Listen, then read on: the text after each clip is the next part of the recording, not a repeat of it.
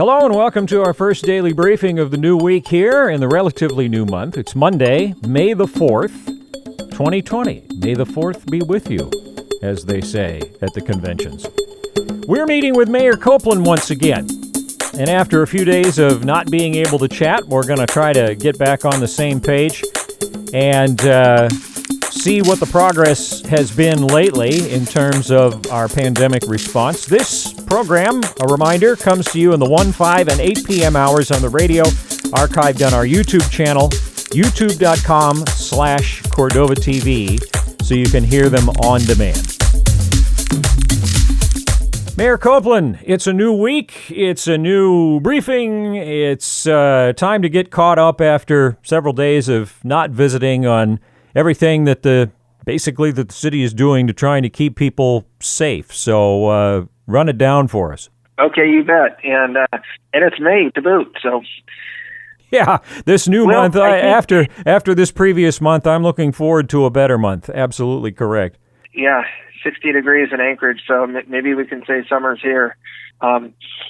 So actually, a lot happened Friday afternoon, and maybe I'll give you a little update on that later. But thought it'd be good to kind of take a good, clear snapshot of where we're at, with people asking about graduation and coming to town to fish or to work in the processing plants or just returning home for the summer. A lot of people are like, what are the rules? What do I have to follow? So here's a rundown. Our testing status is that 33 people have been tested so far. We're awaiting results on 5, and the total testing capacity for our community now is 1,150. So we have a good stockpile of tests, and none have returned positive. So the quarantine rules is the biggest single question, and I'm just going to go through them one at a time here. All people arriving to Cordova, including residents, have to self-quarantine for 14 days. The only exemption for that is essential healthcare and emergency services employees. Now, returning residents at Cordova who are not employed in a critical industry are not permitted to move about beyond their residence and may not go to their place of work until during that 14-day quarantine. All commercial fishermen arriving in Cordova must quarantine for 14 days, regardless of where they're coming from, in-state or out-of-state. The only quarantine exemption for fishermen as critical industry workers is that they may travel between their quarantine location and their boats, work on their boats, and get supplies for their boats through curbside delivery only. So under no circumstances may people in quarantine enter the grocery store, the post office, restaurants offering takeout, or any other establishment. By state law, fishermen are required to fly a quarantine flag on their boats. These are available at the harbor master's office. While in quarantine, it is not permitted to go for walks or exercise off your property, congregate with others, or host visitors. While in quarantine, you are required to take your temperature twice daily and immediately report any symptoms to the Cordova Community Medical Center at 424-8200 or the Alaka Clinic at 424-3622. Upland quarantine locations for fishermen to quarantine on their boats on land are now available at the Odiak Camper Park. Fishermen are highly encouraged to maintain quarantine on their boats on land. Contact Parks and Rec at 424-7282. So that's a summary of the quarantine rules. Okay, so that's good. And I mean, it really does boil it down in a very digestible form. Okay, so what else then? Other highlights? So we still have the masking requirement in place, and that, frankly, has been very effective. I was out and about a lot this weekend. I saw 2 people who didn't have it literally up on their face in the store, but they had them around their neck. One of them, I asked to please put it up, and they kind of started. I think they forgot that they had it down.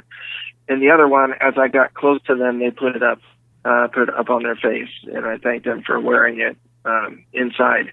So that speaks back to, just peer pressure, I guess, of encouraging each other to wear masks. But the requirement by the city code is that everyone wear masks at all times on the docks, in the harbor, and while inside public places and local businesses, including the gas station. Gas station's kind of a high-touch area. There's sure. A lot of proximity there, especially as town gets a little busier. And then finally, we've got a couple city council meetings coming up this Wednesday. And One is a special meeting at 6 o'clock, and that's going to discuss the slow reopening of non-essential businesses. Now, I've had a lot of questions and comments about reopening business and the state's plan and where Cordova is. So this is the time to get a briefing from the Unified Command Team and weigh in as a local business owner or citizen on what you think about the gradual reopening of businesses. That's 6 o'clock this Wednesday evening, and then the regular City Council meeting will be at 7 o'clock. Okay, good. Well, I mean, that really brings us up to speed. As you read through those things in order to offer them to the public in a compact form without any elaboration or commentary, really, but just to line it out. But in retrospect, are there any of those areas that, as you've made your observations and done your job as mayor, that you'd want to add a little more to, whether it's testing or recommended behaviors or the meeting? Absolutely. And first, I'd like to just reinforce that Cordova's doing a good job. And I say that Cordova collectively, the incident management team, the city, concerned citizens, and then the citizens and returning fishermen and citizens in general. We had that briefing at 3:30 Friday afternoon, and the deputy commissioner of the state's Health and Human Services and the medical team from Cordova and from the state had a real in-depth call. Again, the state extending resources to Cordova, very specific resources where we had some very small gaps. And at the end of the call, we just kind of said, well, what can Cordova do for you? And the interesting answer was basically share what we've done with other communities. They said there are just so many communities out there that have not prepared and worked with their industries and with their communities like Cordova has. And it's what's put us in a really good position to manage the influx and in the summer season here. I would just say for my part, I think the real success has been, again, mostly for my car, but in and out of a couple of businesses this weekend. Everybody's wearing their masks. They're wearing them in the harbor. They're wearing them when they're off the planes, as I've met flights. That vigilance is what has contributed, I think, to us not having any positive cases. And it's what would contribute to us not having spread if or when we test positive. So I think that's what's working, is just following the rules, and that's what we continue to need to do. However, as we test more and more, and as the CDC relaxes guidelines, as we have more and more test kits available, as we look at screening incoming people for the summer and use the relaxed rules of CDC, we're testing several people a day now, two, 3, 4 people a day, whereas we were testing maybe that many a week. So as we test more, we're eventually probably going to find someone who's either recovered or isn't showing symptoms, but is infected or was infected at some level. And I'm concerned, and our medical team's concerned, that there's going to be a panic in the community when that happens. And we're just not in a position where we need to panic. In fact, as we do expanded testing, and specifically to try to screen and identify anybody who has it, it gives us the opportunity to isolate, to track, to make sure that somebody who's positive doesn't cause an outbreak in the community. So I just, the medical team's concerned, and I guess I'm concerned that, we may see a positive case. It's possible, if not likely. And when that happens, it's we should kind of be expecting it and just know that we have lots of tools in place to deal with that contingency. And we have our plans in place. So that's been the blessing of really not having any positive cases for the last few weeks. We just had that much more time to plan and prepare.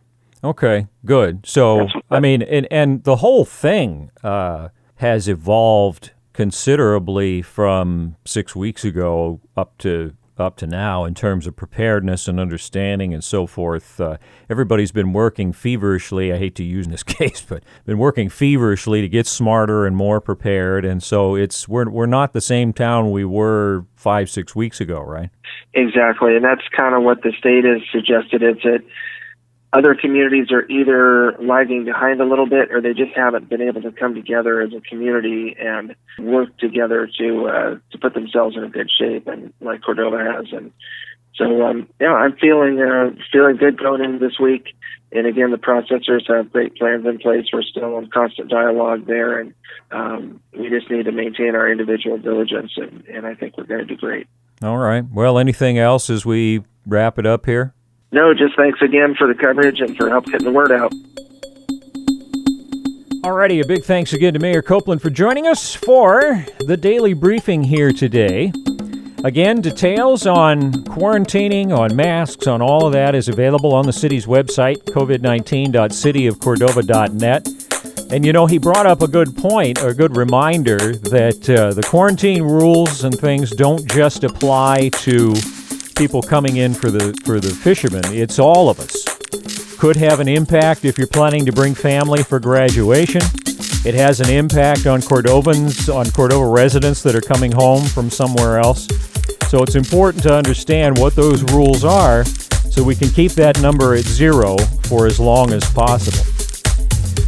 We talked about this subject on our talk show this morning, the Town Meeting Talk Show, which is archived on our YouTube channel. So if you missed that, because we were sort of speculating on graduation impacts on that show, along with hearing the most recent report from the city manager and the governor. So that program and this one, anything having to do with COVID response, is available at youtube.com/Cordova TV. And with that, we will return to regular programming on the Clam and the Eagle. Thank you so much for listening.